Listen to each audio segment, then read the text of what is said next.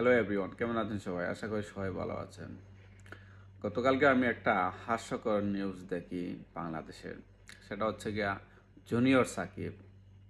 সে একটা মেয়ের সাথে তার রিলেশন আছিল, সেখানে বিয়ে হয়েছিল কিনা না সেটা আমি জানি না।